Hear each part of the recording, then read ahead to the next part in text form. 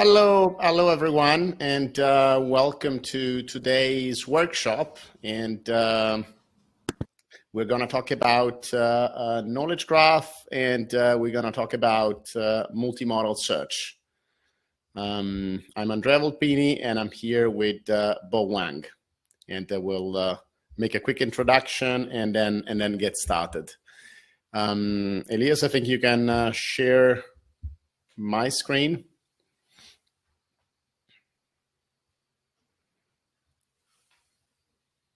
And we can begin. Andrea, yep. I cannot share your screen. You must do that. Okay, I can do that. But I can do service and etc. Great. Sure. Let me do that. All right. So, Bo, very happy to have these with you. Can I ask you a quick introduction? Yeah, of course. Hello, everyone. Thank you for having me here. My name is Wang. I'm an AI engineer working at Gina AI. And previously, I was originally from China, but I was like an international student studying in the Netherlands. And after working in the Netherlands, after a couple of years, I moved to Berlin and joined Gina AI. That's it. Thank you very much. And my name is Andrea Volpini. I am co-founder and CEO of WorldLift, and we focus on search engine optimization and automation.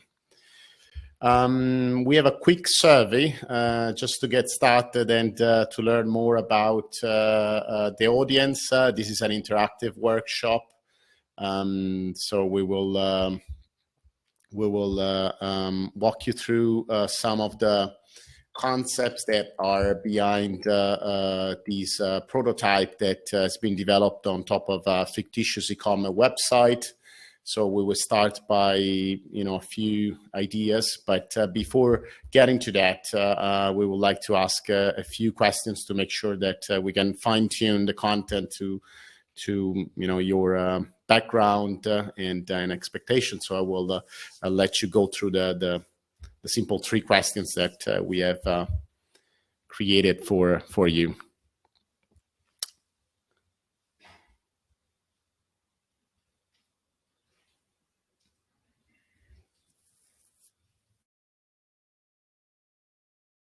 Can everyone see the poll?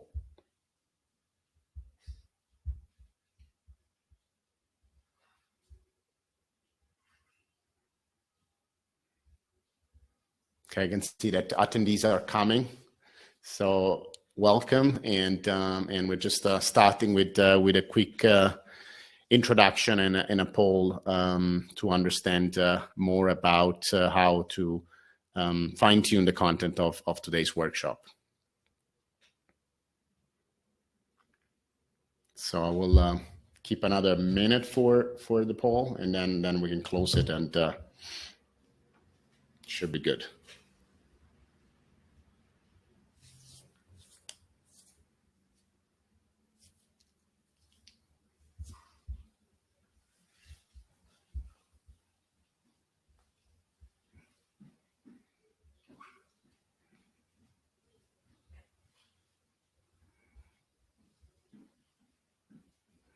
Looks like everyone knows Python, and everyone is able to access part of the demo that would be on Colab.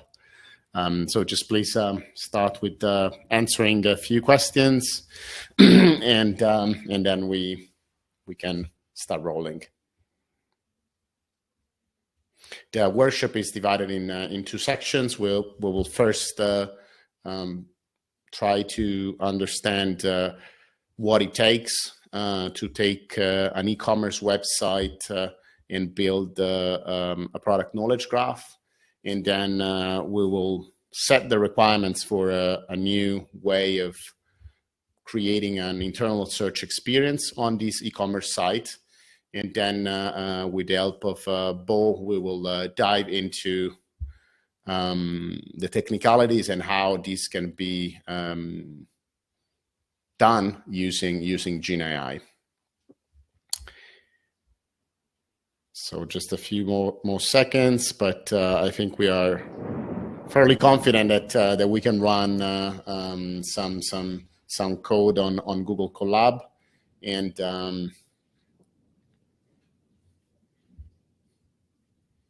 I will just wait a few more seconds, and then we can move on.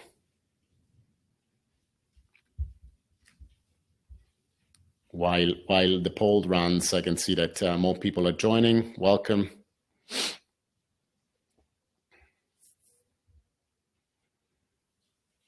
All right. As more people get in, then I can see that we have more data in the poll. All right. I think that as we progress, we can leave the poll open just for another few seconds, and then we can get started, because we have, of course, a limited amount of time. And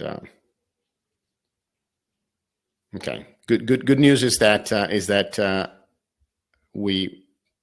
everyone is able to understand the code in Python, and everyone is able to open the code from Google Colab. All right, I will close the poll now, and thank you for waiting. So that's a little bit of how much we gathered. Not too much, I would say, but people are still getting in. I see that now we have several participants, but let's get started. So I will share again my screen, and okay. So I'm sharing. Is the screen visible, right? Yes. Okay, good. All right, so what is a product knowledge graph? And here I will let Google speak for us. According to WordLift, a product knowledge graph is an e-commerce specific form of knowledge graph built to improve product findability and end-user experiences by enriching a brand's content with data. All right, so a product knowledge graph, as Google is able now to say by reading a website, it's really the starting point of what we're going to see today. And in its most essential form, a product knowledge graph, it's built with products as node and attribute as edges. And in our specific implementation, the core vocabulary is, of course, the schema.org vocabulary. That is the vocabulary that it's commonly understood by search engine. So if I have a pair of glasses, then my role in creating a product knowledge graph is to map all the properties using schema, and make sure that by doing that, I am helping search engine like Google and Bing find this product. Now, these product knowledge graph can be created from various sources. Ideally, we want to start with the product information management system when this is available, that it's the primary source of data for products.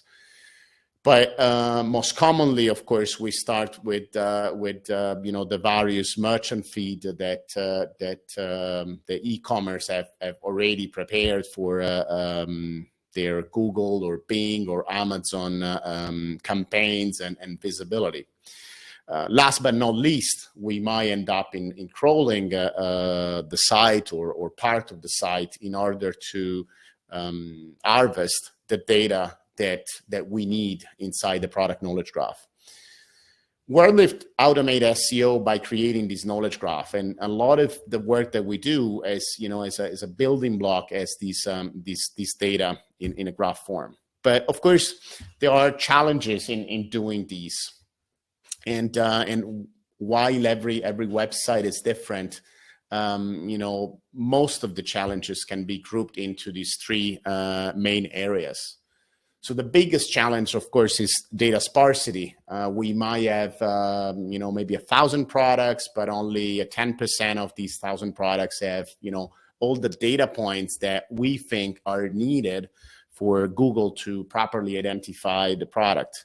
Some of these data points are more important than others, simply because, for instance, by providing, let's say, a unique identifier of a product in the form of a GTIN or any other available standardized product identifier, a search engine is capable of harvesting other properties that I might not have in my data set.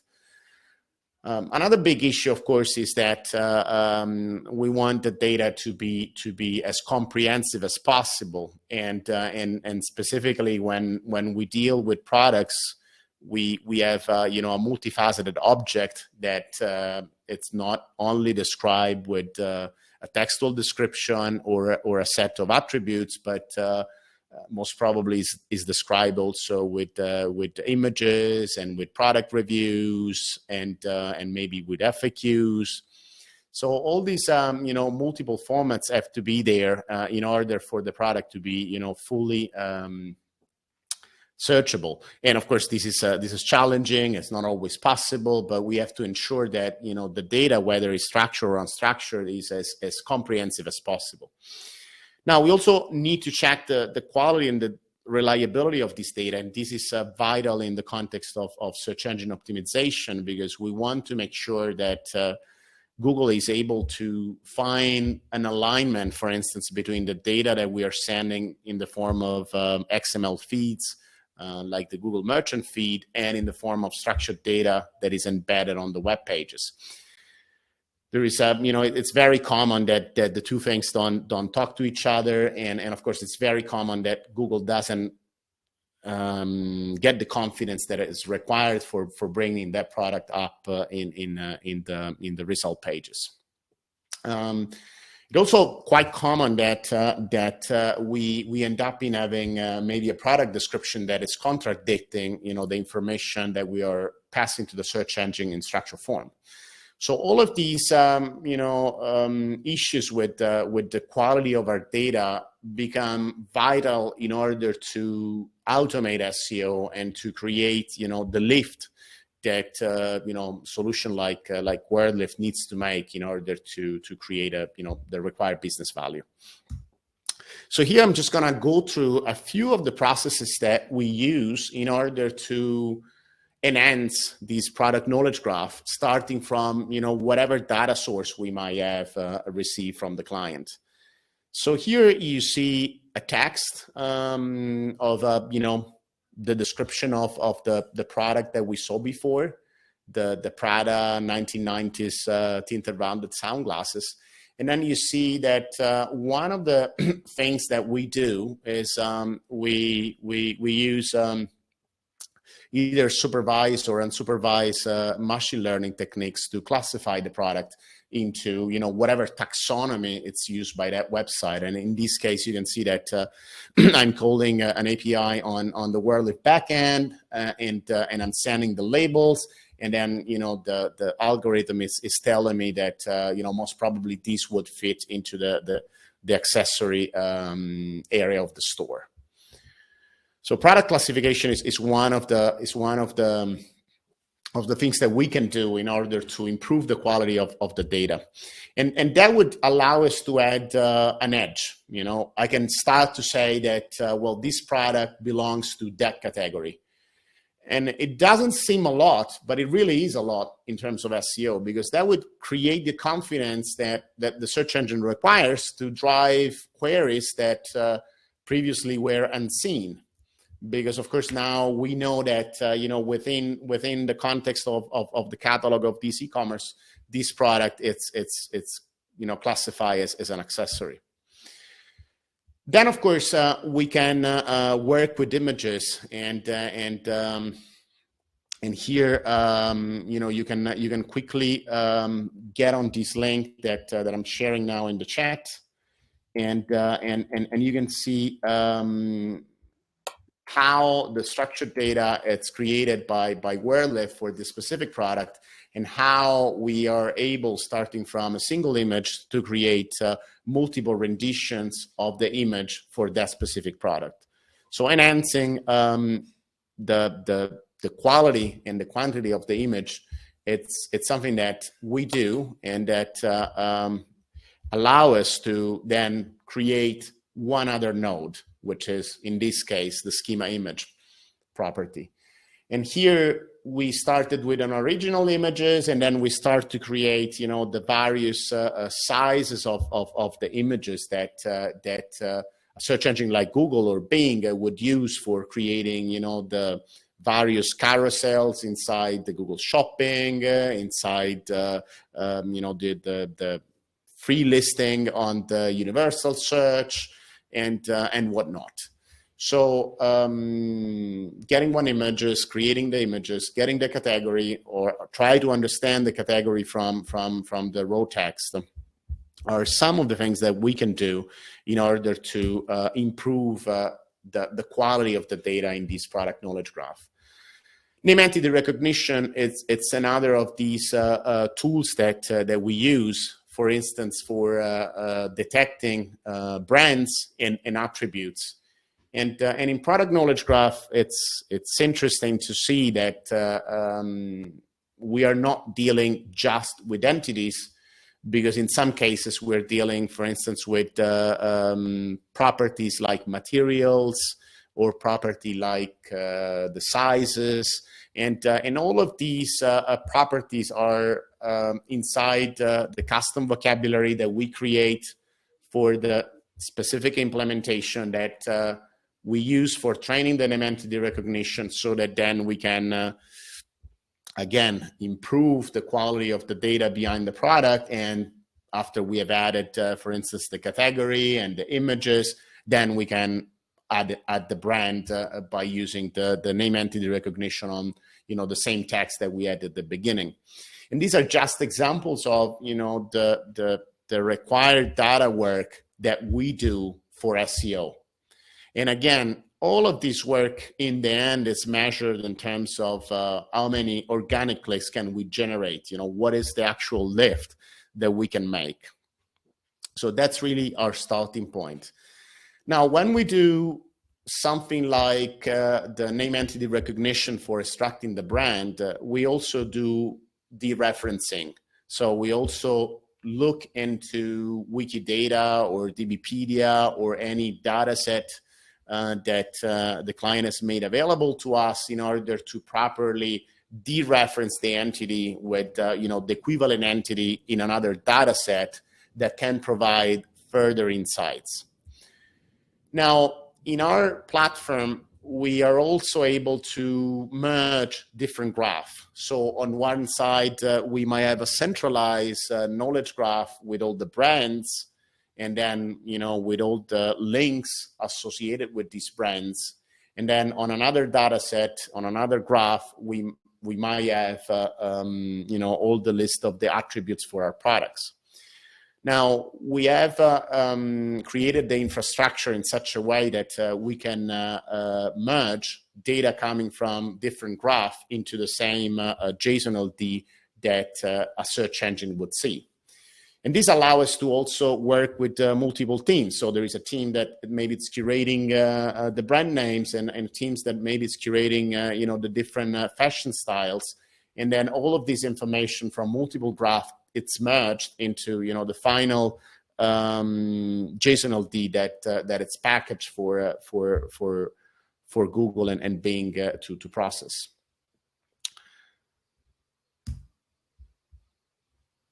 Now, is all of these helping Google? So this is kind of a proof of the pudding, which is it's so important when doing marketing and when doing automation, because of course we need to make sure as we progress with this data enrichment that we are creating a value that is significant enough to justify the cost of the service and the cost of the data curation. But this is just an example of a recent implementation that we had in Mexico on thousands of URLs, and then here you can see the difference in terms of clicks generated from Google, measured from the search from the Google Search Console, on URLs where we have simply added the images, the category, and the brand for a set of products. And you can see that, quite visibly, we were able to create a lift, a double-digit growth, in this case, 35%.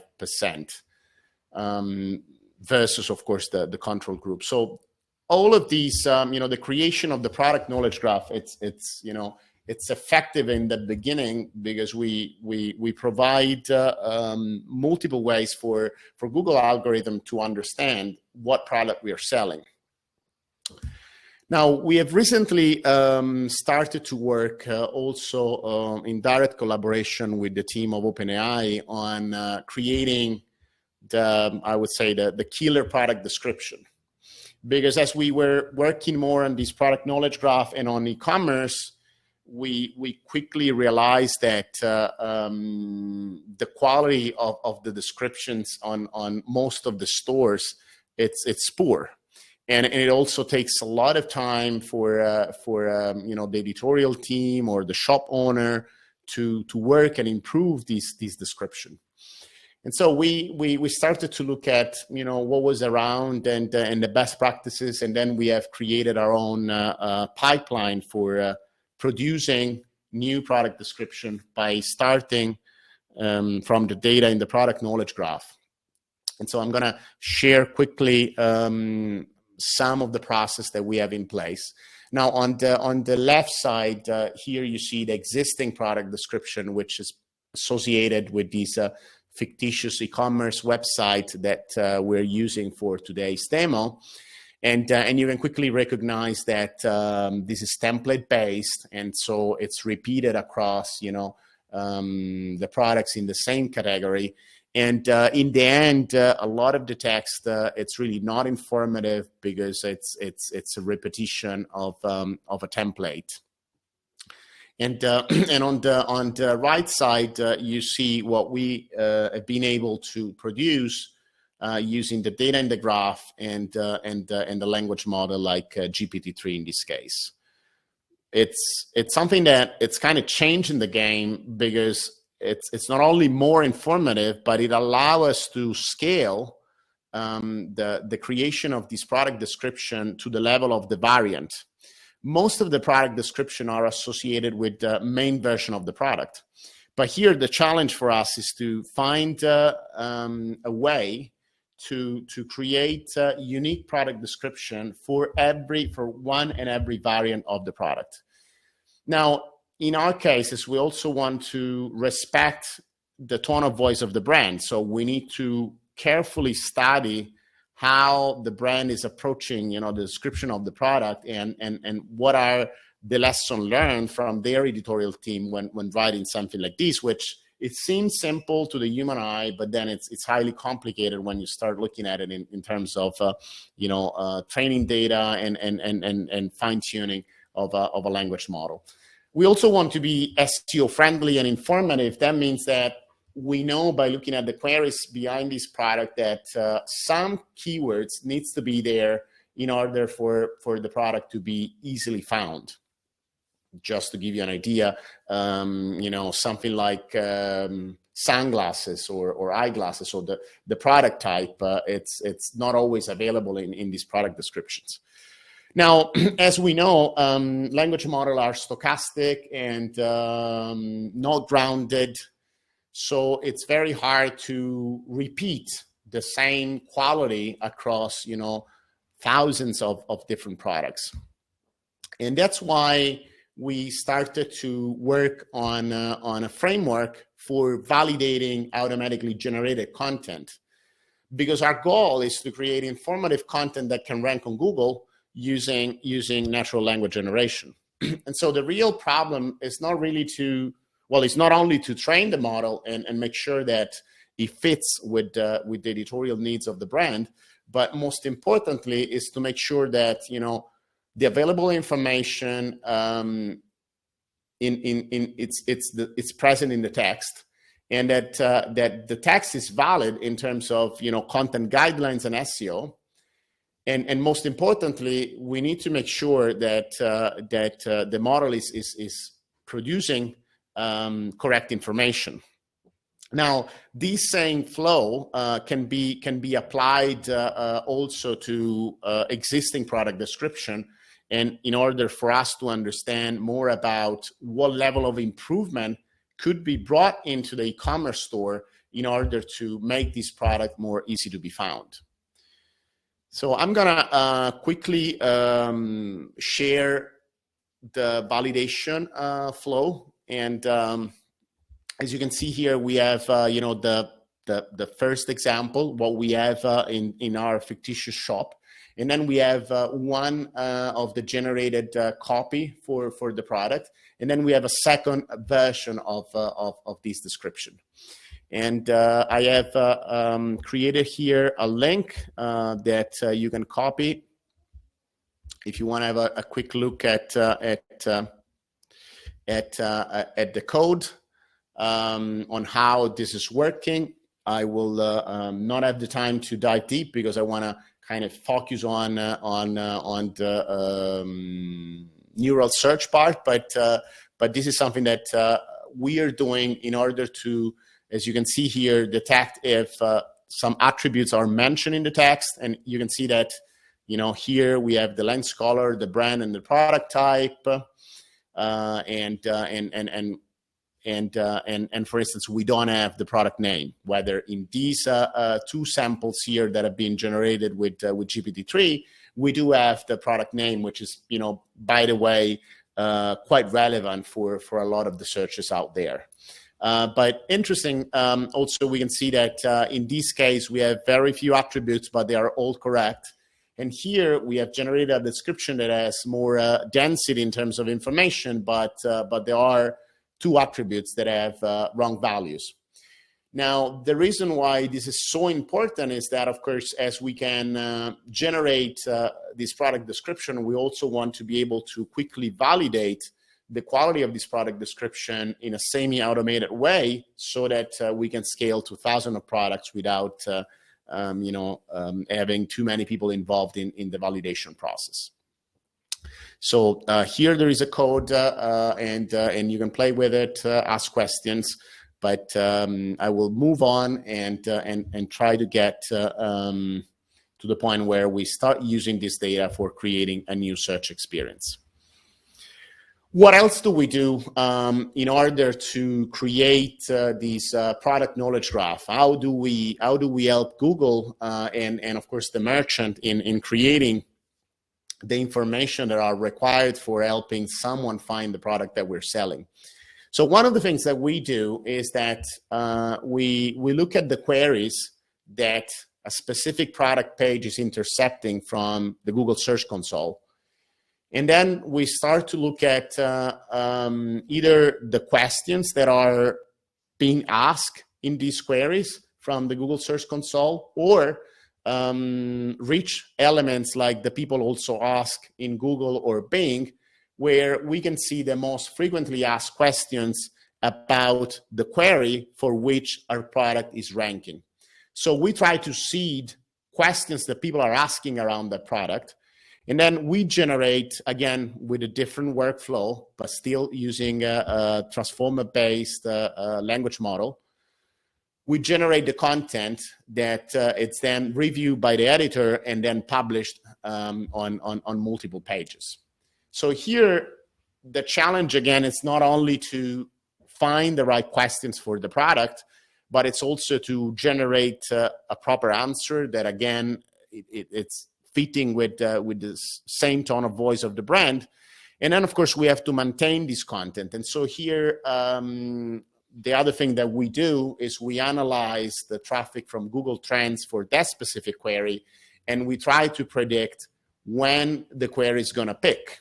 So here we see that, for instance, for our sunglasses by Prada, the peak is going to be in January, in May, and in March. So this means that we are going to come back on the pages or republish or enrich the content of these pages with maybe new questions or an updated answer before these peaks. So this is kind of helping us in keeping the content in the knowledge graph up to date before the peak arrives. And of course, we have seen a significant uptake in doing that. Uptake not only, of course, in terms of clicks from Google, but in terms of actual sales. So the more content we create around the product and inside the knowledge graph, the more we're able to create an enriching experience on the front end. And of course, this is a little bit of the validation flow behind this semi-automated FAQ creation. So we start with the prompt engineering, and then we generate the content. In this case, we primarily use T5 and Hugging Face library for generating the content. When possible, we try to reference the data in the graph to see if what we're producing is coherent and it's and it's true.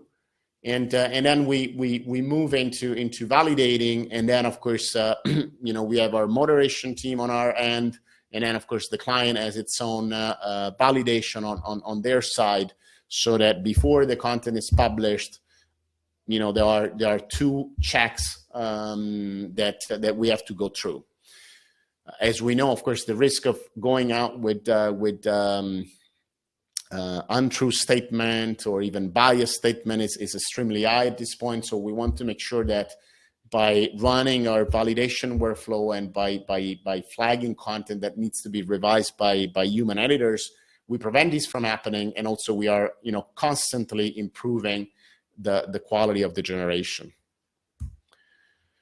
So let's kind of review and wrap up what we've seen and in order to move to the next step. So we have a website, we have an e-commerce website, and we plugged in our technology that harvests the data from different sources, combines this data, and then enriches the data in order to add missing attributes or to fix false statement, or to improve, let's say, the product description, or to integrate maybe video content, or maybe images in different formats, or even question and answer pairs about this product. So we create all of these metadata into a product knowledge graph.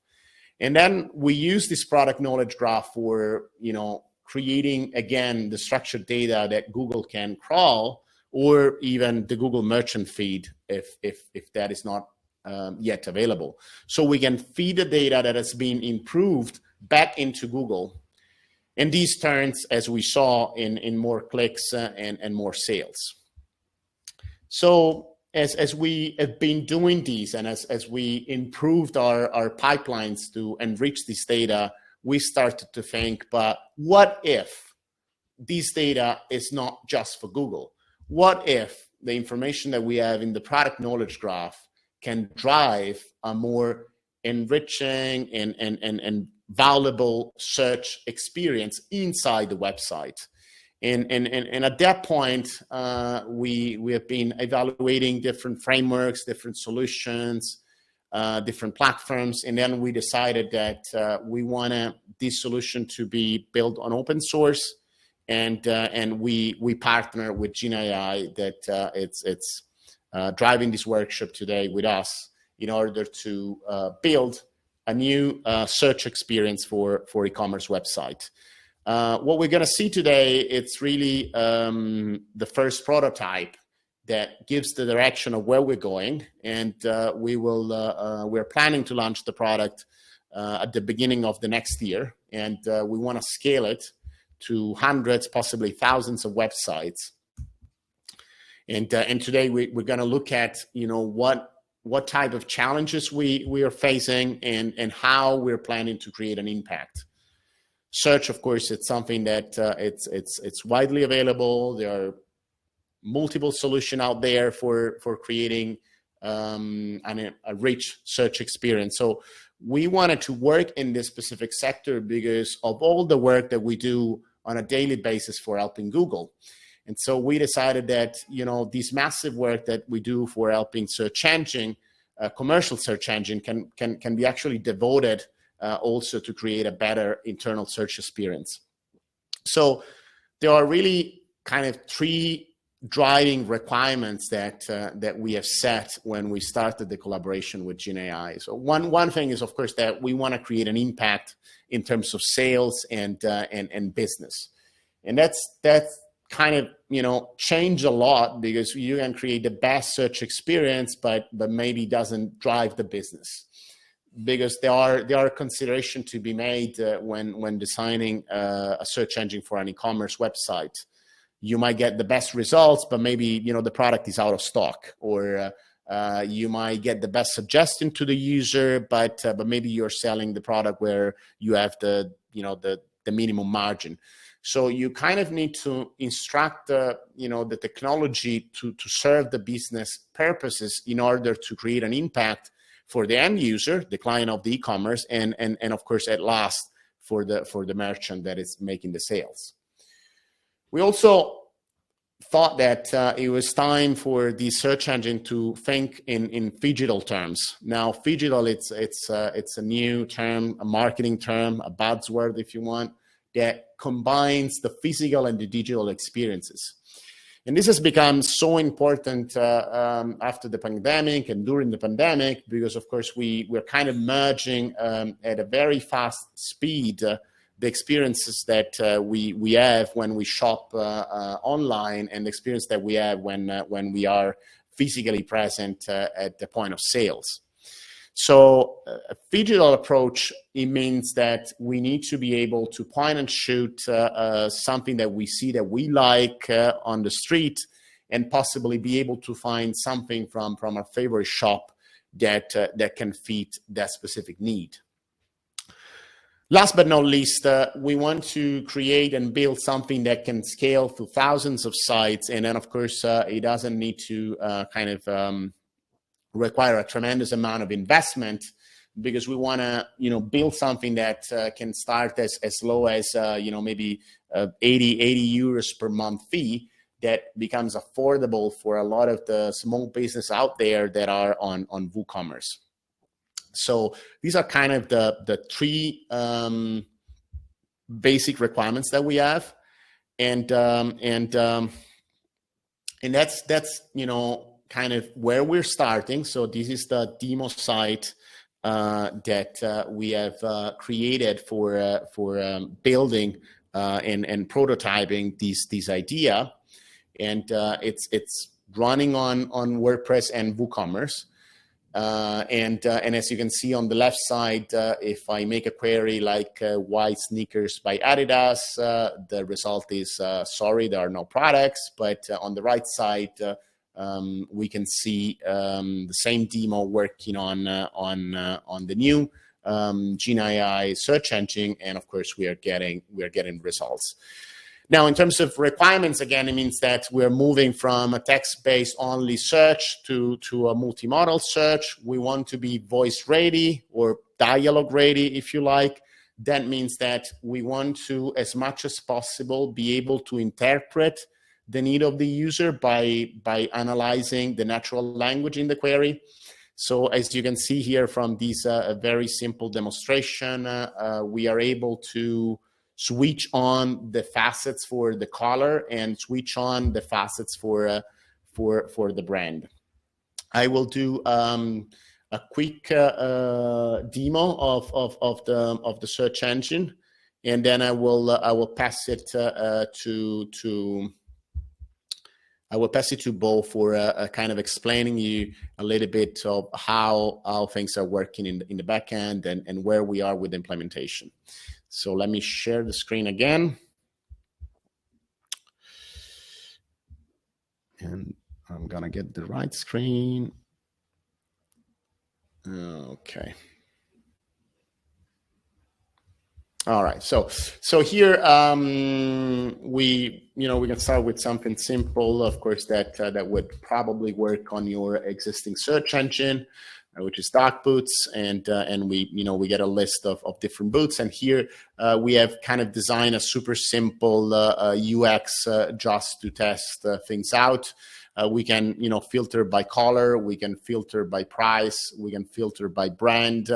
And we can filter by category, and of course, as you know, the category are currently limited to only 3 main categories. Let's try to do something more enticing, and let's start going multimodal. And I have here a few sample images that we can use. So I'm loading now an images from my computer, but you can imagine that, of course, you know, I can also use the camera for grabbing the images. And here I'm cropping the image to see if we find something similar to this pair of shoes, and let's see how it goes. And I'm getting something that it's okay-ish, I would say. Definitely interesting for me to explore new products. I'm sure that I will find something that I like from here. Let's run another example where we now start to get more things more complicated, and we start to combine the multiple modalities. So I'm just gonna get a dress, and imagine that this could be a photo that I take to a friend wearing this dress, and I say, okay, I'm gonna buy these, I'm gonna gift these, and so I'm just gonna get the image and then run the crop, and then trigger the query where we are sending. In this case, we're starting with image, and then I get a list of, you know, results that are pretty good considering, you know, what I have in stock. But I can do something more and say, you know, I want these in red. So here, of course, I'm using the keyboard, but I can also use the voice. And here you can see that we are automatically selecting the color from here. So I'm filtering everything, you know, with the image and with the color, and I'm getting, you know, something that it's quite relevant. You know, I do have, you know, something like this that probably is not a good fit, but I'm getting results that resonates with my search intent. So this is a very quick and simple demo where we can see that we can work with natural language also for setting the facets of the search, and we can work with multiple modalities. I will stop here and I will let Bo take it from his side, and so we can get more into what's happening behind the scene, and then we can you know, kind of also exchange experiences and share ideas and go through the question and answer. Bo, you can share the screen now. Okay, thank you so much for your introduction. Now I will share my screen. Second. Share screen.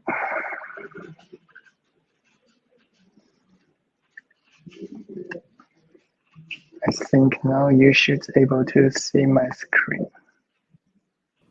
Yes. Good, thank you. So thank you for Andrea for the nice introduction. Now I will continue from the Gina side. So I'm going to talk about four topics. The first thing is about Gina.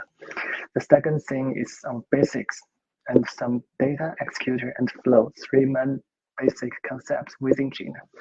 And last but not least, I will give you a workshop which runs in Google Cloud, which helps you to use Gina to build a neural search system for function data. So it's like our collaboration with WordLift, but I hope you can get most of it. So first of all, about Gina. So imagine you have different search applications you want to build. So imagine you want to search by PDF, or you want to search for a video, or you want to search music by similar audio files, or you want to search, maybe do some app search using some keywords, or you can type some image, and in your web shop you can find some similar products. And you can even think about search, which runs in the chatbot, which like you input a query image, and you also add some text with this query image, and you want to find similar product. And this is how Gina AI doing. So with Gina AI, our mission is we want to provide an open source neural search ecosystem, which allows everyone to search for information of all kinds of data with high availability and scalability. And you can get our projects at this link. So Gina is actually very simple, but let me first give you a very quick introduction about what is neural search or vector search. So the basic idea is we use embeddings, which extracted from deep learning models to do similarity search, such as using cosine distance or Euclidean distance. Imagine you can see 3 images from Pokemon Go here. So the first two are 2 Bulbazars, which looks quite similar to each other. Another one is Charmander, which looks a little bit different. So imagine we extract embeddings from deep learning models, which can be fitted into a 2-dimensional space. You will find out that these 2 visually similar images are located near to each other. And the Charmander, which is here, which in this 2-dimensional space, which is far away from these 2 bubbles. So that's the idea of neural search. We use embeddings to search instead of the keyword match or this kind of old technologies, such as inverted index or this kind of matching. So the neural search, the basic idea is we use embeddings from deep learning models for similarity search. And the advantage of it is semantic. It really understands the meaning behind the unstructured data. And it is data type agnostic. So you can encode, basically, if you have a model, deep learning model, you can encode any kind of data into an embedding you want. So it could be audio, it could be video, images, or text. So also the research community and the engineering community also provided a wide range of models, which provides you a good foundation where you can fine tune and improve this model and make it go to production. But the challenges here is it is very tricky to set up the infrastructure to build a search engine. It's very tricky. And another thing is how can we optimize our search result? And Gina solves these problems. So to use Gina, you only need to understand 3 most fundamental concepts within Gina. The first thing is a document, then it's executor and flow. So you can imagine document is the basic Gina type to represent a piece of information. It could be an audio, it could be a piece of text, or it could be a video. An executor is how Gina processes documents. If you imagine you are on a production line, an executor is like a worker on this production line. And the flow is how Gina stimulates, then distributed the executors. The flow chains these executors into this production line and giving the user input, produce the final search output. So these are the 3 basic concepts within Gina. And now I'm going to give you the workshop. Let's go back to the Google Colab link. This is something we built together with Forklift on the e-commerce sector. I hope you have the link already, but in case someone joined later, I will share the link to the chat again. Let's see, I will put the link here again. Hope you can see it and you can play around it. So the workshop is about to use Gina with Forklift to build a neural search engine for image search for e-commerce product search. So the dataset we are going to use is called function product image, which is a small version. It is open sourced, so you can feel free to just make a copy and to reuse it. And also some requirements. Now you have to install some documents. Here we will download some data from the link which I created previously about the images, function product images, and here I unzip the images, and here I install all the dependencies we use for this workshop.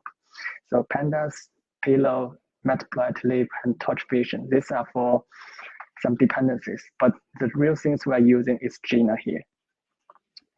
And here since I'm already having the data here, so I will not download again, but here I will remove the workspace. So the workspace is where Gina stores its documents, such as the indexes. So the table of contents of this workshop, we are going to talk 6 topics. The first thing is the basic idea of document, then the flow and executor, and the pipeline, how we build a very simple image to product search system within this notebook. It consists of 2 parts. the index pipeline and the searching pipeline. So each search can be concluded into two high-level tasks. The first task is indexing. So this process allows us to quickly provide an index to our documents within our document collection. And the searching part is where user types something, our system should give some response. And after this step, we will dive into how we build a search pipeline for multimodal search. So multimodal means we are combining image and text, as Andrea just showed in his presentation, and return the final product, because this is much more complex than to be run in the notebook. So here I will only demonstrate the logic ideas or the logic concepts, how to build it with Gina. The fourth topic is about scale up, how to use Gina to scale up your search applications to one customer or to millions of customers. The fifth is the missing block. How can we use on-the-shelf pre-trained models to optimize for your tasks of interest? Here we are going to talk about e-commerce and more specifically the function. The last part is how can we use flow as a service and deploy the flow. So the problem definition is here. So we want to build two things. Make the font a little bit larger. The first problem is we want to search function product by images. The second problem is we want to search function product using text and visual to conduct a multimodal search. So here we are going to do some import. So here you can see we are importing OS, which is some Python built-in libraries to read the images. And here using Pillow, we load the images. And here you see we use Gina. This line from Gina to import documents and document array. So if you remember in my slides, the document contains a piece of information. So a document array can contain a list of documents. So that's the concepts behind these two classes. And we also imported matplotlib to do some visualization. And here I try to set an environmental variable which sets to debug mode, which we can see the logs. And I'm going to run this piece of code. So let's first start from the document, which is the most basic elements within Gina. A document contains a piece of information, and Gina provides two abstractions for data. So it is a document or it is a document array. And this information could be text, image, audio data, or any modality data you can imagine. So here, because we are running in a workshop or in a Google Cloud, so we are going to index 200 documents. So we set the number of images to be 200. And here I glob all the images within this folder, which I already downloaded. You can see my datasets here, images here in this folder, and which is JPEG format to load all the images. And I created a getImage function. Here I initialized a Gina document array, which is a list of documents which can be stored. And I loop through the image path in our image path, and I try to create Gina documents in this for loop. So you can see docs equals to document, URI equals to image path. So we assign the image path, which is the text, to this URI property, which tells Gina where is this image has been stored. So here you can see that I called load URI to image blob. So in this case, this URI Gina document will load the image and into a three-dimensional vector space. So it will be turned into an RGB matrix of an image. And I also set image blob channel access to make from negative to 1. So this means that because the original image was like organized in height, width, and number of channels, RGB channels. Now the image has been changed to channels, heights, and width, which we will use it later. So I will run this piece of code. So it's not actually running, but here is just we defined the function. And we are going to first look at how this image looks like. I'm going to plot top 5 images in my document array. So this is the first 5 images which I showed in this document array. But please remember this one because we will later use this second image as our query document. And now if we print, now we try to call this get images function and load a document array, and we can print the length of the document. So it should be 200, not 50, 500, because we only try to extract top 200 images within this data set.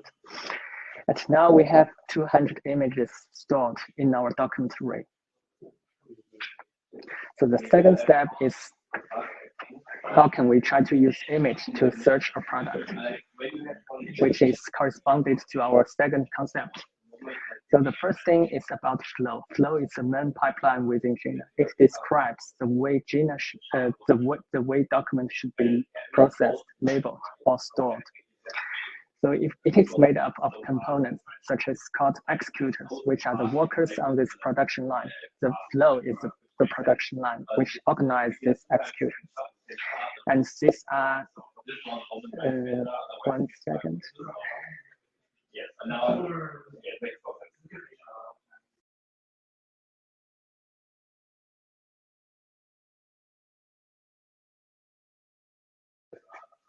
Sorry, I was in the meeting room, but there's too much noise.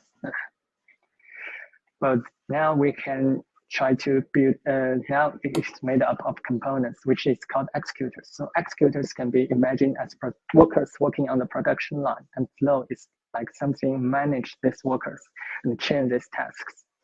And first of all, we will try to create a very simple flow which contains 2 executors. So now you can see that we from Jina import flow, and we initialize a flow, and we call add. This add function is basically calling this flow. We are going to add an executor to this flow. So we are adding a worker to this flow. So the name is called encoder. So this encoder is basically a deep learning model, which extracts embeddings from the image. And you can see that we use this Jina Hub clip image encoder version number 1. So this Jina Hub is something we built on the cloud. This can be used out of box. So it's like the App Store, which you can use to use in your app, which can be added, drop in and drop out to replace your executors. These are something we already pre-built on the cloud, so you can already use. Jina Hub Clip Image Encoder. This clip model was produced by OpenAI, which is specialized in text-to-image search or image-to-text search. This model is really performing good on cross-model search. And the second component or second executor in this flow is an indexer. So because our amount of data is quite small, so we are going to use our Jina pre-built simple indexer. So this indexer will just save all the documents we added into the flow and save it on our disk. So you can see that we set the metas with where we store the vectors to our place. So we store it in the content workspace, which I just deleted in the beginning of this workshop. And I also specified install requirements equals to true, because this will automatically install requirements for us. So this is a very simple flow. If I run this, you can visualize it by calling flow.plot. So the data comes in from the gateway, and then the data will be passed into our first worker, which is the encoder. So encoder encodes the images, which we assigned to the document blobs, into vectors, into embeddings. And these embeddings will be further sent into our simple indexer. So this simple indexer will persist our embeddings into our disk. And the result will be saved on our disk. Then the indexing flow will be stopped here. And because Jina uses lazy execution, so this is actually not running in the backend until we enter the Python context manager. So if we call with flow and flow.index, so this is our inputs. Our inputs are the documents. And we also set a parameter called show progress equals to true. We will do the indexing of these 200 images. If I run this piece of code, you will see a lot of logs. If you are running this for the first time, it might take some time because it's pulling some images from the remote machine, from our Gina hub to your local machine. But since I already do it, so it is much faster. Because I set the in progress equals to true. So now you can see that our indexing flow is actually working to indexing our images, which is stored in the document array, which we did previously. You can also see a nice progress bar here.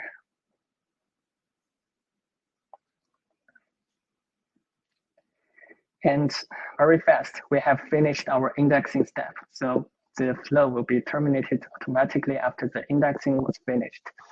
Now we have 200 of images indexed in using this simple flow, which only can work for image-to-image search.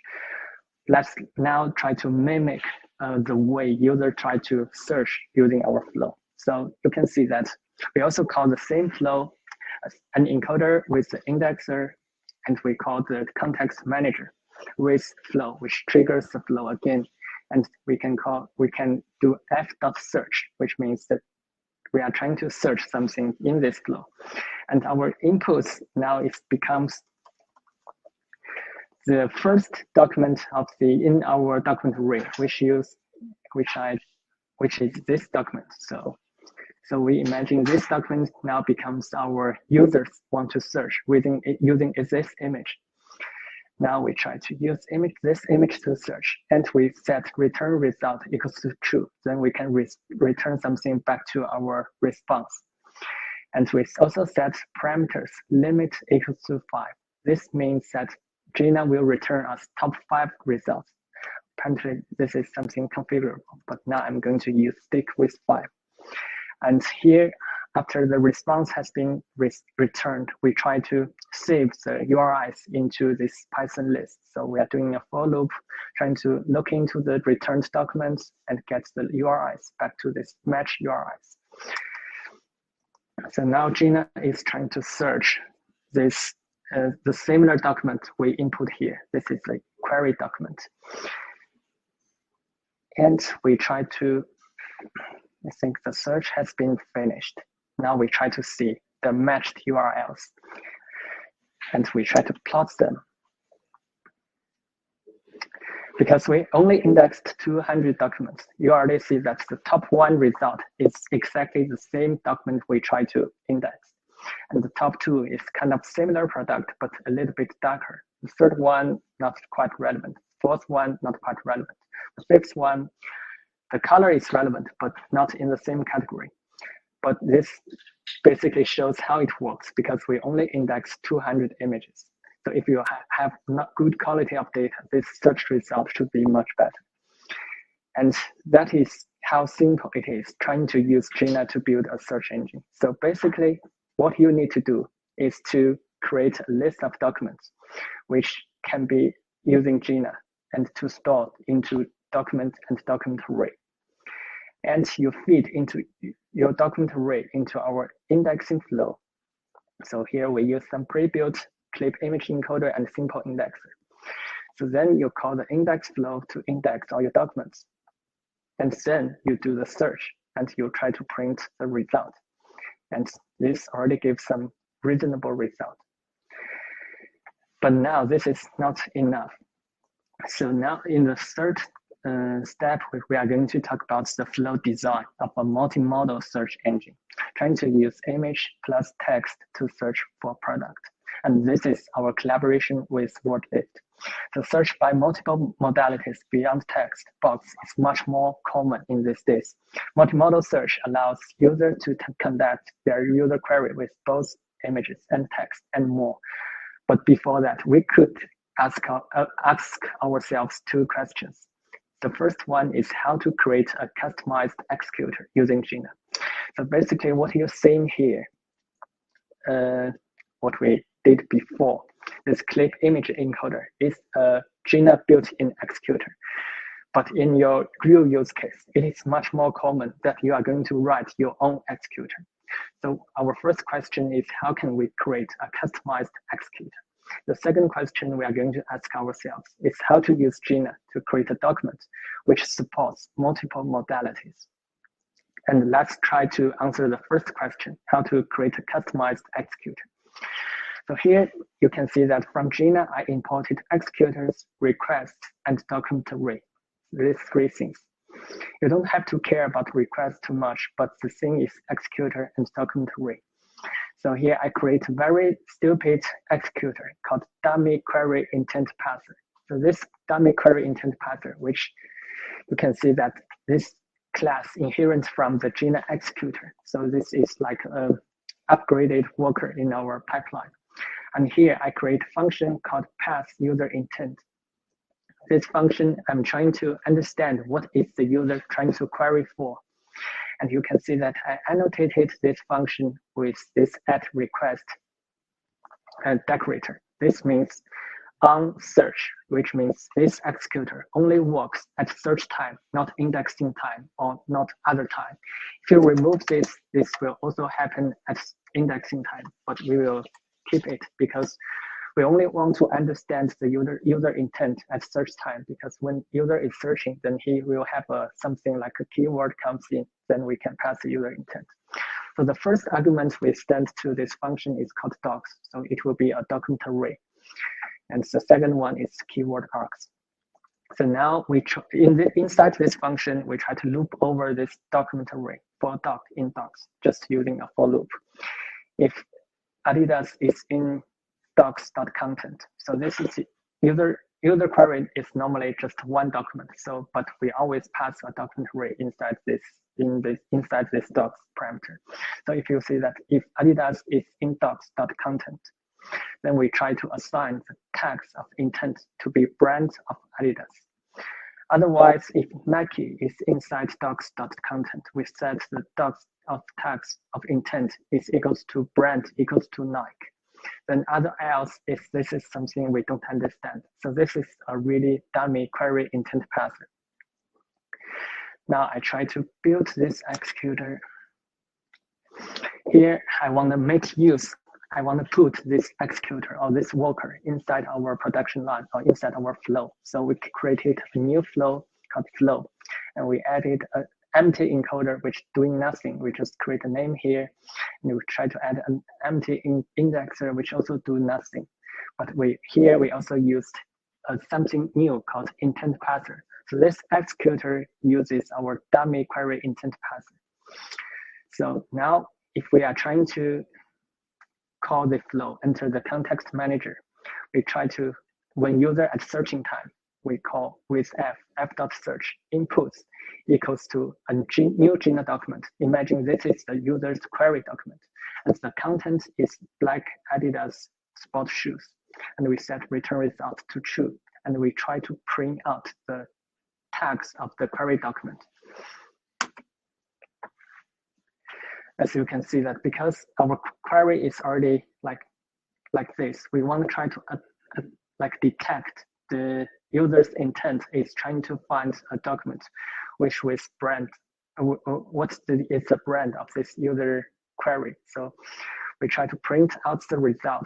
You can see here, we printed the tags of the user query document, which intent of brand is Adidas. This is quite simple. So this actually tells you how can we create a customized executor and add it into our search flow or index flow, add it into our flow. But this like decorator here at request really means this will only work on search time. And together with WordLift, we created a much more complex executor called user intent executor, which is able to map user query into 4 facets, including category, color, brand, and price.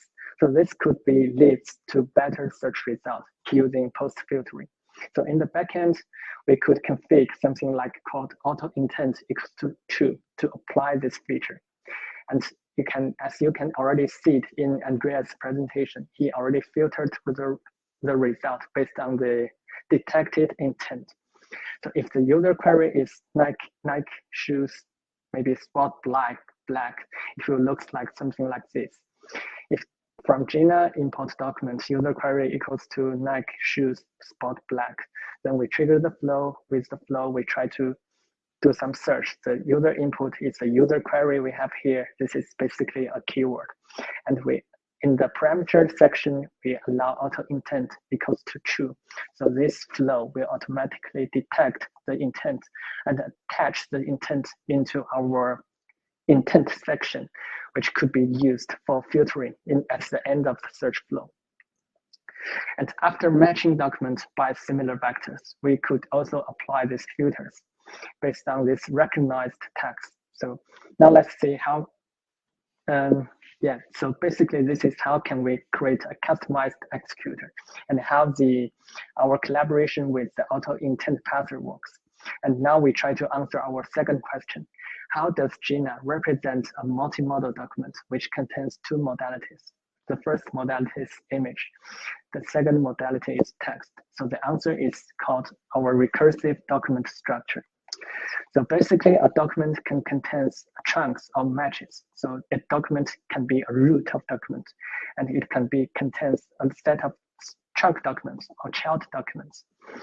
So if I create a document here, you can see this document is called D1. So I created Gina document which ID equals to 1. And I also, for the same document, I call docs.chunks.append. I created a new document which ID equals to 2. And this is actually an image. And I also appended this document into these chunks of this D1. And I also created third document, which is called ID equals to 3. And the content is actually text. White skirt, summer, wear, sports, lady, this something like this. And we try to plot how the D1 now looks like. As you can see here, that inside this notebook, we have our D1, which is here, represented here. But this document also have two chunks of data. So the first chunk is this document. The second chunk is this document. And if we look bigger, we have this document corresponded to this chunk, this one to this. So the idea of the document is 2 and 3. And you can see that Gina automatically tried to detect the MME type for this document because this is an image. So the MME type is actually image JPEG because the second document is actually text. So the type is actually text plain. So you might also notice that we have a property called granularity. So the granularity means how high we are at this document. So the root document here, D1, with a granularity of 0, and these chunks of this D1 have a granularity of 1. So this granularity represents the logic relationship between root documents and chunks of documents. So with this recursive data structure, we are able to capture the multimodality search.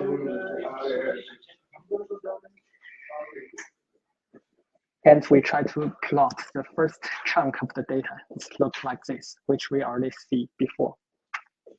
Now let's continue to design our multimodal search and indexing flow. It should be noted that because this is running in a Google Cloud, so I'm not able to write all the code inside this cloud, but I'm going to demo the logic, the concept of how this flow was designed. Let's first start from the indexing flow, but I'm going to run this. You already see that there is a lot of code compared to before. So I'm going to share the index flow here. So I open this image, which you might already see that. So here is our gateway. You already see that this is much more complex than the first very simple pipeline, which only contains an indexer and an encoder. This is much more complex. So given the user query starts from here, from the gateway.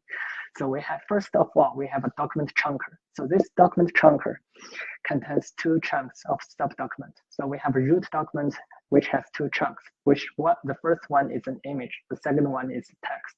So this is the document we want to index. And this document is a list of documents we want to index. So if you can see that we split, starting from this chunker here, we split our pathway into 3 parts. The first one is the image modality one. The second one is working for the text modality. The third one I will introduce later. Let's first start from the image modality. So this one here, I firstly created an image modality filter. So this executor will filter the document we feed from here, which only contains the document has the MME type of JPEG. So this executor will filter the documents and only leaves images into this pathway. And in the second part, we attached an image object detector. So if you are in the like an in-shop retrieval purpose, you want to build something searchable with which your data quality is already very good, this part is not necessary. But in most cases, when you're taking a picture in the wild, so there might be a lot of like background noise or different components in this image. So we attached an image object detector here to crop the images, to crop the function product within this image. The third part is the clip image encoder, as the same before. So we are using the clip pre-trained clip model to get the result, to encode the image into embeddings. And we attached a NOI image indexer. So this indexer is not like the simple indexer, which only stores the result in our local machine. So this one uses some algorithm called approximate nearest neighbor, which sacrifices a little bit of the performance, the accuracy, but increase the search speed. Because in the searching time, user cannot wait too much time to get the search result. But when your user query is one, let's say your index document is like a mailing document. So you need to compare the similarity between your query document against 1 million documents. And that's not possible if you are using like exhaustive search or something like that. So you have to do very quick search. And this technique is called approximate nearest neighbor. So a NOI indexer is one implementation of this algorithm. So this is allow us to do the vector search very fast in seconds. Let's go back to the second pathway. So here we have image, then we go to the text pathway. So similar as the previous pathway, we have a text modality filter here, which filters the documents which only contains the text modality. And we attached a BERT text encoder, which encodes the text into BERT embeddings. This is a very like a widely used text encoder in the market now. And similarly, we also attached a NOI text indexer, which indexes the text data into vectors and store into our local space. And you might also see that we added another pathway here, which is called chunk merger. So basically, now we have this pathway only works on the image chunk of our original document. This pathway only works on the text documents in our original root document.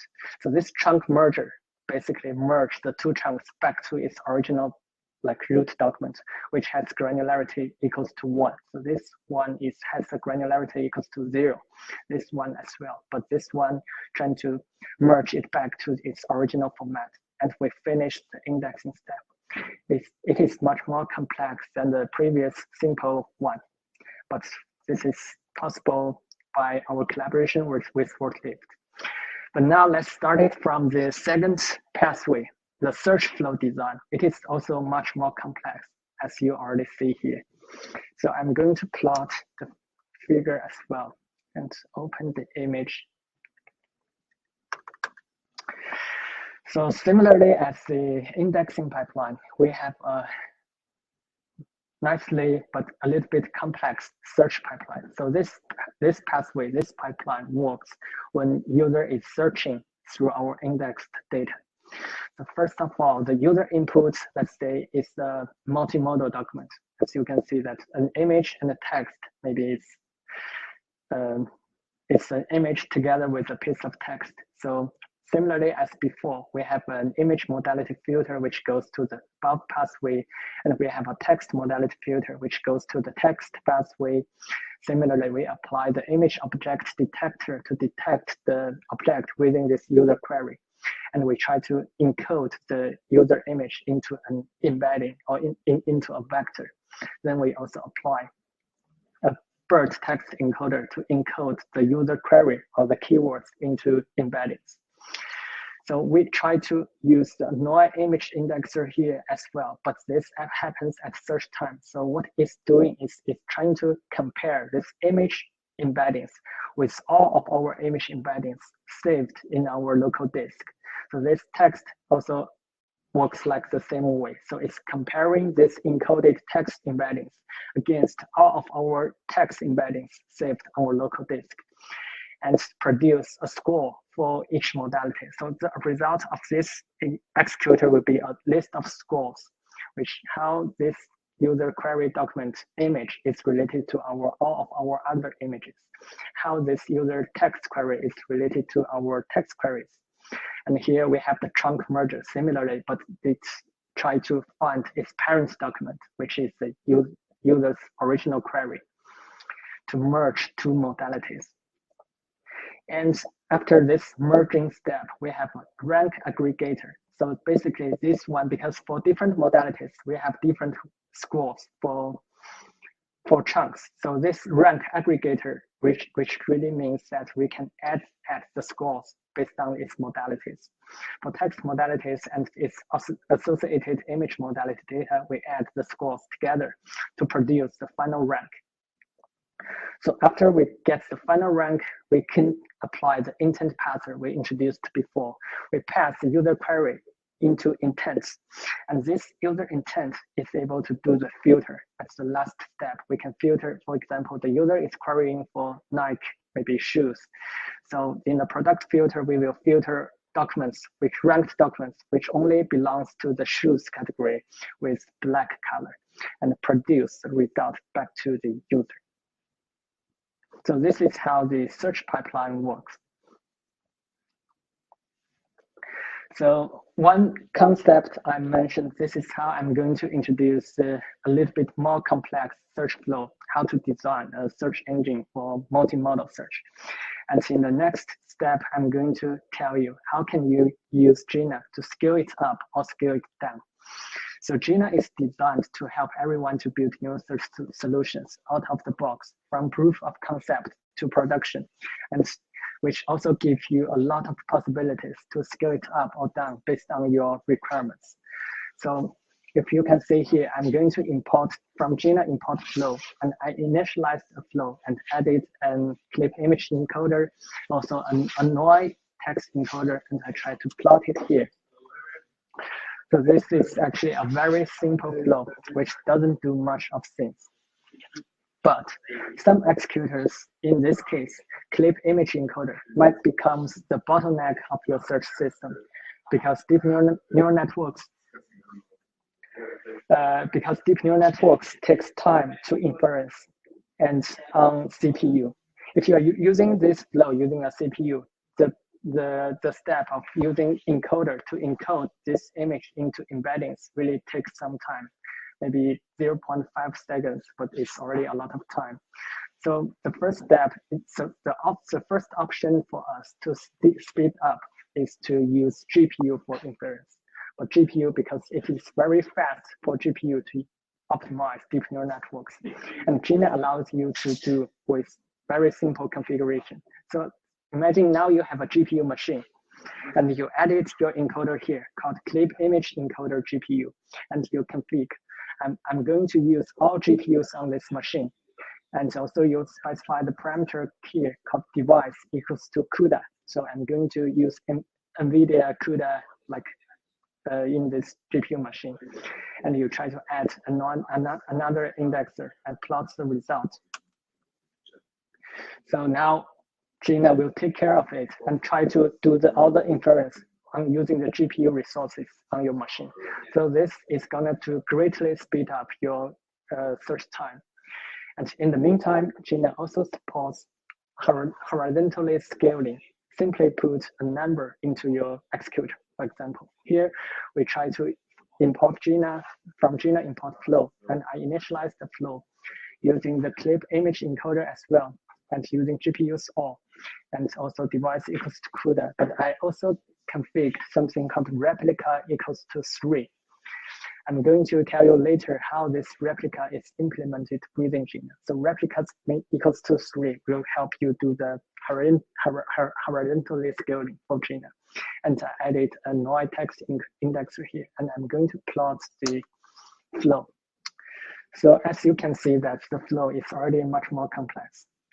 So given this clip image encoder we want to optimize, so the user data comes into the gateway, then it will be sent to the, we call it internally we call it head P, but for users, you don't have to care about this.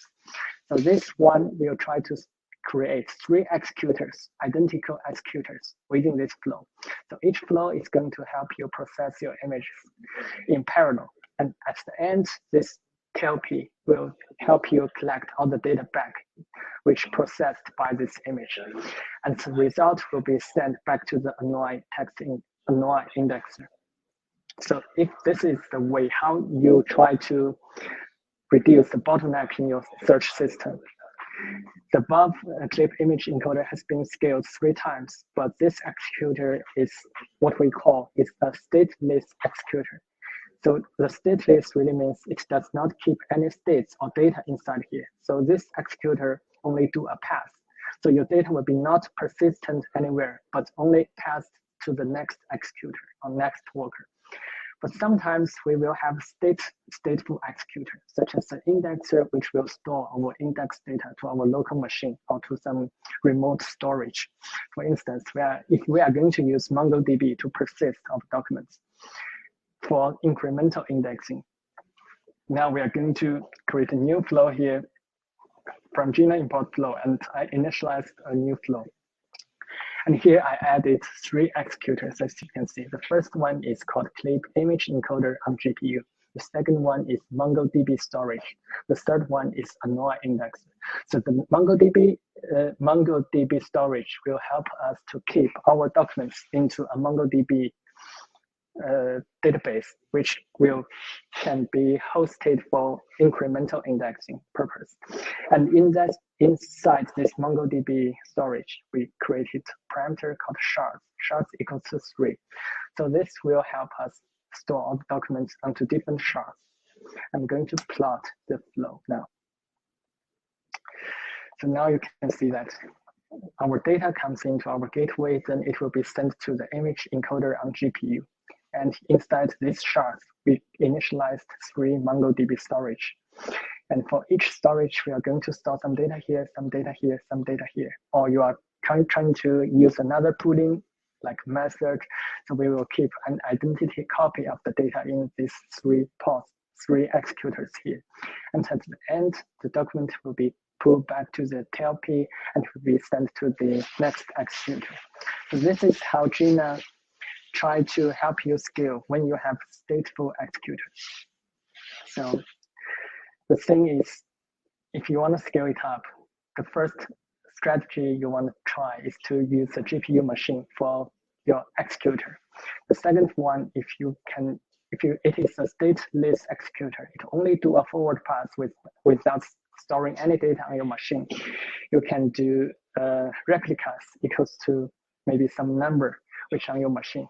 And if you are using some stateful executors which needs persist your data onto your system, you might try to use shards equals to some number, trying to scale it up.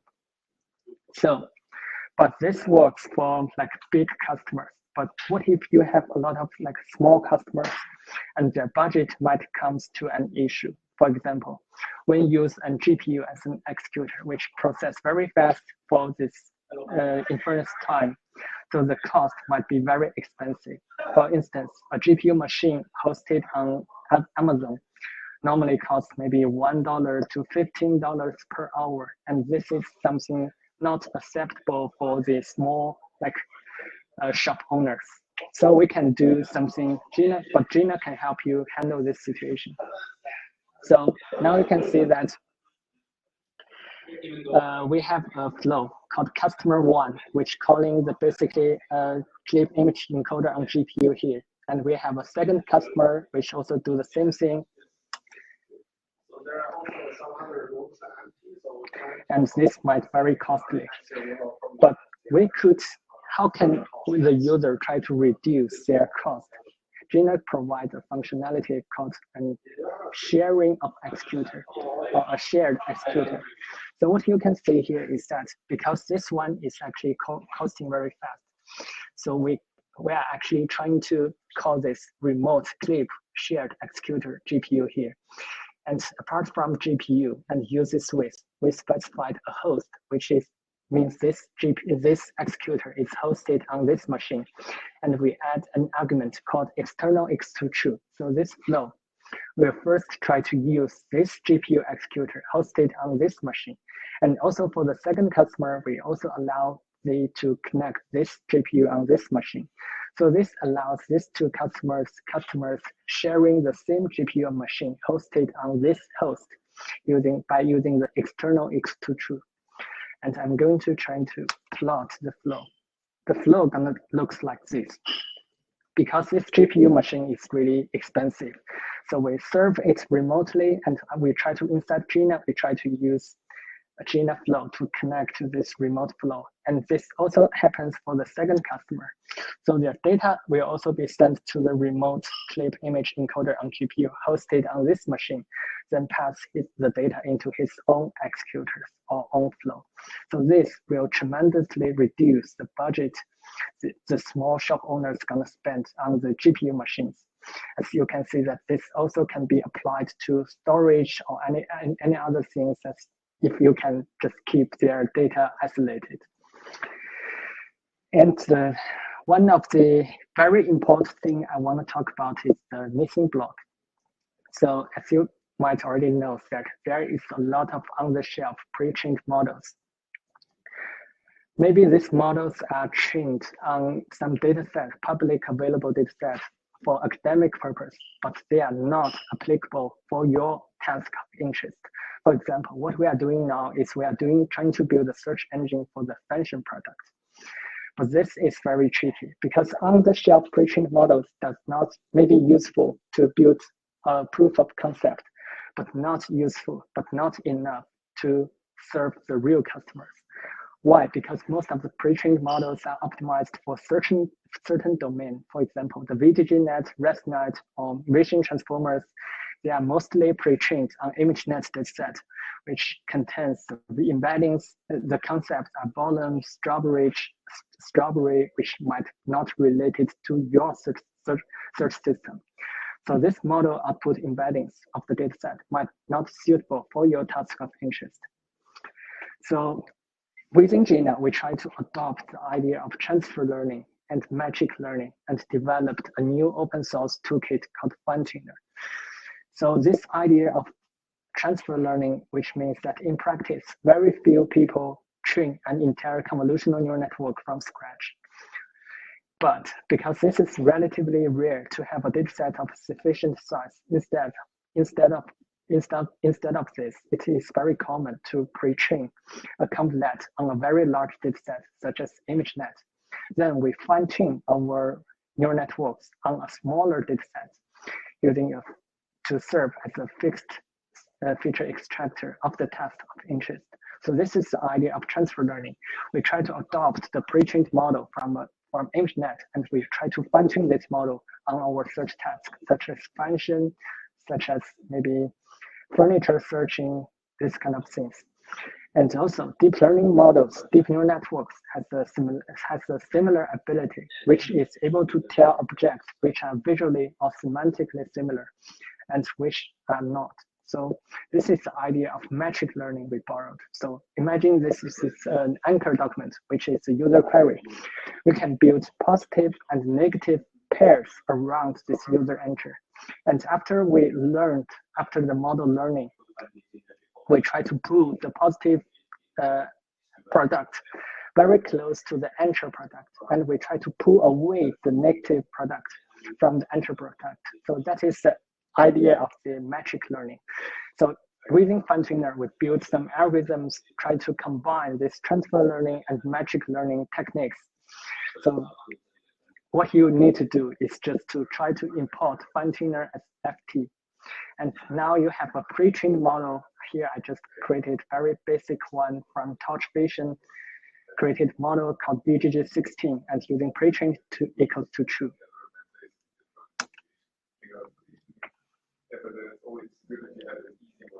And I'm not actually going to fine-tune this model because this really takes time, but I'm going to tell you how to fine-tune this model. So the first thing you are going to do is you are going to display this model as architecture. Which layer are you going to use as the embedding layer? So you can call fine-tuner.display your model, your input size. So the fine-tuner will try to look into your neural network architecture and tells you which layers are suitable for providing the embeddings. Because this layer, the last layer, is like 1,000 classes of ImageNet datasets.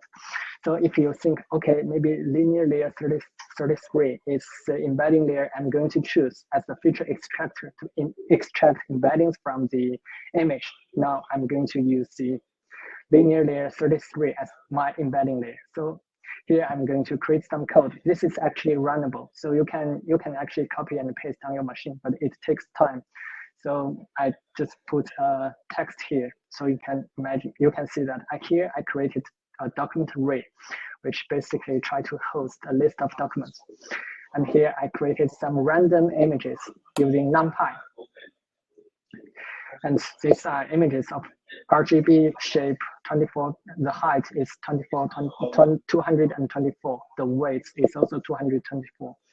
And I try to assign some tags to this document. This is called fine-tuner label. So, which means this image belongs to class 1. This image belongs to class 2. Maybe this is the Adidas shoe. That is the Nike shoe. This kind of thing. You assign labels to this fine-tuner, and you append this document into this document array. And what you need to do is only actually one line of code. Fine-tuned model is something you receive after fine-tuning. You call fine-tuner.feed.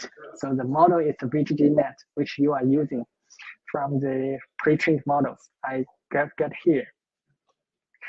And the training data is a document array you created to fine-tune for training your model. And you can set epochs, maybe it's 10, 20, something like that. You can fine-tune it. So you also set batch size. You can also set learning rate. These are very common machine learning technique. Here you can set device equal to CPU or CUDA. And the loss function is Siamese loss. So this means that we are trying to minimize the distance between these positive and negative things. And we also call two embedding model. So we will use this because this base model was originally trained for image classification, but we are calling two embedding models. So this model will be fine-tuned to this embedding extraction or feature extraction, because we try to use this linear 33 layer as our feature extractor. So we said, okay, we want to use the linear layer of 33 of our feature extractor, and we also specify the input shape of this one. So this will try to fine-tune your model and produce a new model. Then you can save for your future inference task. The last topic I'm going to talk is about how to use Flow as a service and how to deploy your Flow. I'm not going to talk too much about this, but I'm going to show you the basic idea. So the first thing is you import Gina. From Gina, you import the Flow. And inside Flow, you can actually define the protocol you want to connect. You allow your client to connect. For example, we support gRPC, WebSocket, and HTTP. And you can also specify the port you want to expose. And here I added two empty executors, and you can see that instead of doing the search on index, I'm calling f.block. So as you can see that this process is going to run and never stop. So basically it is waiting for clients to connect into your Flow and getting the result. So this is what we call Flow as a service. And now you have, imagine you have designed your Flow and you have all your model ready, you have something, it's ready for production. You can try to deploy Gina with Kubernetes. Now I stopped this blocking flow, and what you need to do is also not very complex. So the first thing is you initialize the flow, and you also specify a parameter here called infrastructure equals to Kubernetes. So you add some executor 1, and you add replicas equals to 2. And you also create another executor here and define replicas equals to 3. And you try to plot the flow. What you will see is after you apparently you have to do some configurations on your Kubernetes cluster, maybe on AWS, on GCP, or something like that, on Kubernetes engine. But the idea is that Gina will try to create 2 Kubernetes pods on the remote cluster for this first executor. And for this second executor, Gina will create 3 Kubernetes pods on that for the second executor. And this logic concepts of replicas is aligned with pod in Kubernetes. So this way, Gina will help you deploy your flow on Kubernetes and leveraging the Kubernetes functionality to scale it up. So more on the deployment, you can also check our README on GitHub. It's called Gina. You can see that deployed to Kubernetes in 7 minutes. But here in the workshop, we have introduced the basic idea of the Gina documents.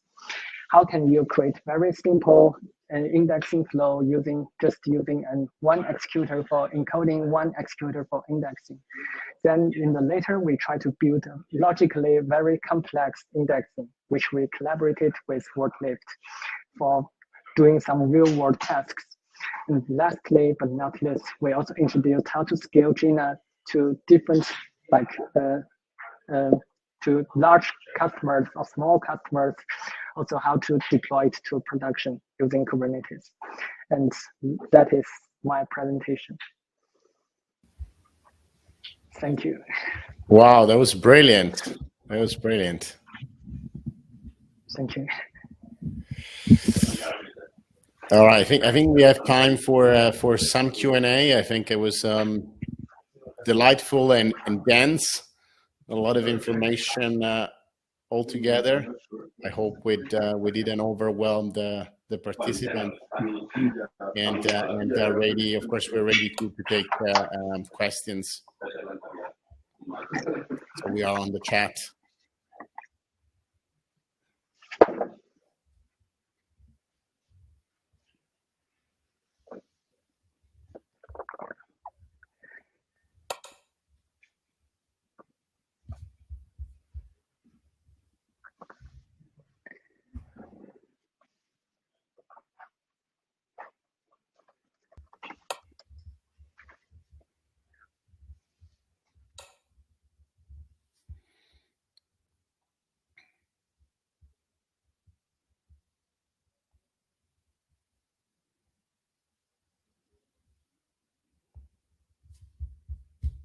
Good.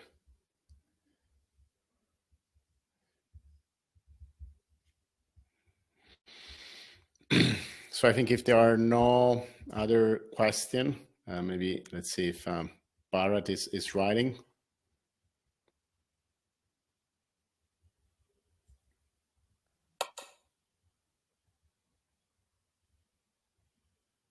That's a good one, though. Huh? That's a question that I also have. I think I can answer for the voice. Voice is of course working already. Also in our prototype, as we gather, of course, the content from the application or the web browser, and then translate it into natural language. But of course, yes, I've worked also on audio with Gina on a personal project. But what about fact-based? That's the interesting part, though. Can you elaborate on what is fact-based? Yes, Gina does support video. Gina basically don't care about your input. What is your input? As long as it can be represented by a Gina document. As long as it belongs to some modality of data, then Gina can just encode it. But this depends on if you have a good audio model to encode your audio into a good embedding. And we actually have some like community members trying to build a search engine with like DNA sequence, which use deep learning models to encode a DNA sequence. So this is nothing you can do basically. But yeah, exactly. I think I was thinking about the similar example, like based on the demo and the prototype that we were working on together. How is it possible to get the factual data of a product? Like once I find the product, how can I kind of initiate a dialogue and ask what is the price for that, or what are the available size for that? Kind of the factual based in the context of e-commerce would be, what is the size of this product that you have in stock?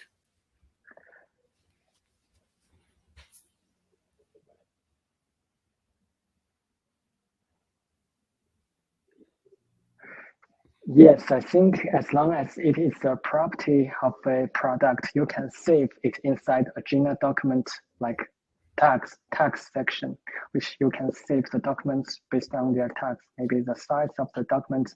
Right, which is what we're doing with the facets, right? So everything that it's structural and it's coming from the graph, it's stored in Gina inside the tags, and that's kind of the way in which the document has these labels that are carrying the facts that are translated into facet in the UX.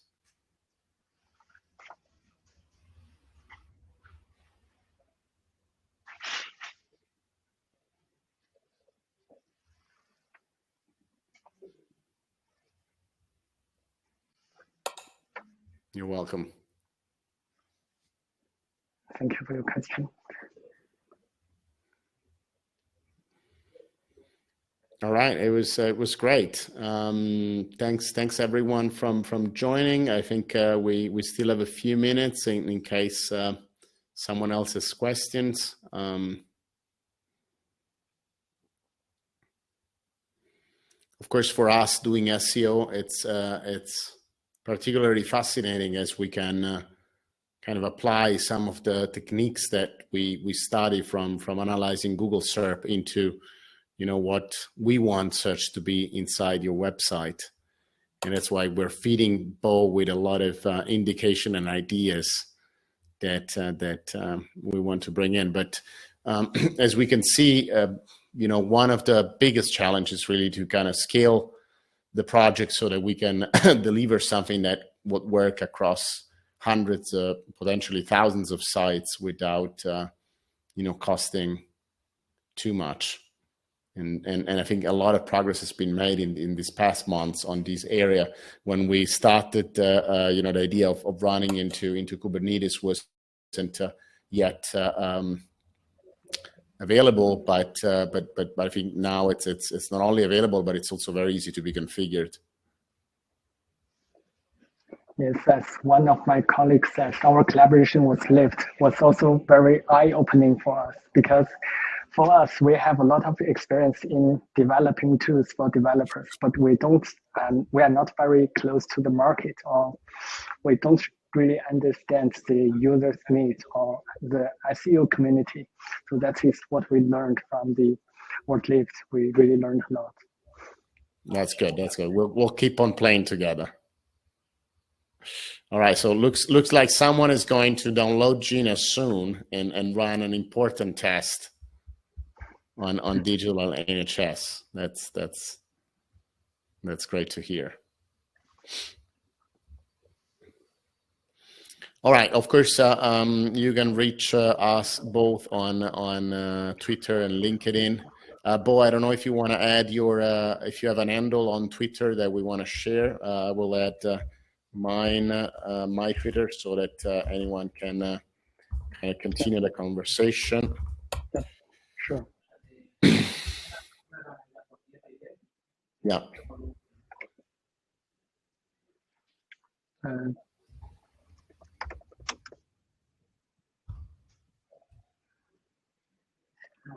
I don't know, Bo, if you have a Twitter ID, I can share the Gina AI Twitter, which Yeah, I did my Twitter in the link. Okay. Yeah, That was fast. That was fast.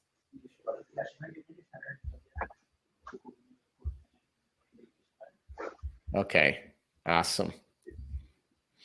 All right. Well, thanks everyone for joining the session, and feel free to connect as we said over Twitter or LinkedIn, and kind of continue the conversation. I think the idea for us was really to share the amazing work that we're trying to do together, and as we're building a new product for e-commerce sites.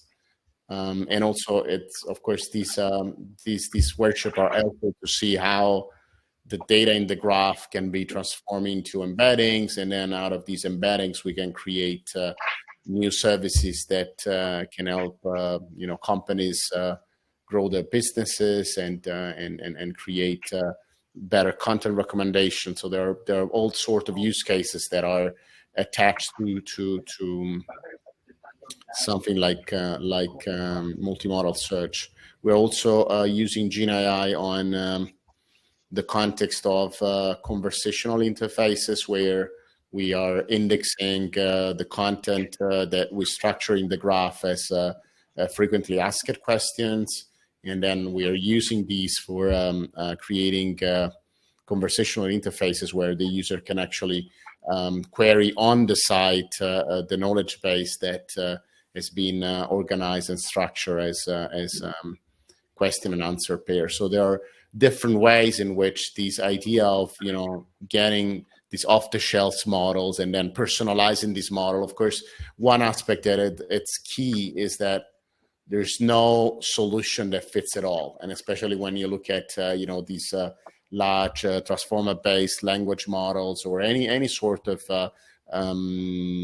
deep learning model, you really need to realize that you will have to go through the process of fine-tuning the model for your specific use case. And I think that what is important here is to be able to do it in the most simple way, and also to connect as much as possible the machinery with the knowledge inside the organization. And I think that for this specific scope, having a knowledge graph, it's valuable, and having tool like the fine tuner that Bo demonstrated, it's extremely helpful, because we can kind of bridge the gap between the domain expert and the AI infrastructure that can create the magic that we present to the end user. So these are aspects that in this context of graph-based artificial intelligence, it's becoming more and more important. How we can kind of bring the human at the center of the process. What do we do to let the shop owner prioritize some results? And as we saw in the pipeline that Bo demonstrated, there is a re-ranker component that we can further fine-tune and work on in order to provide the shop owner with the tools that he needs in order to prioritize maybe something that it's still in stock, or something that can be sold faster because it's on sale. So there is a lot of kind of logic that needs to come from the business side that we need to convey to these AI workflows. And I think that the goal for us is to really create something that works and that it's human friendly. And that's why also it's important that we keep stuff open source, and we do this session to share what we learn along the way. Thanks, everyone. Thanks, Bo, and thanks for following us, and stay tuned. Thank you.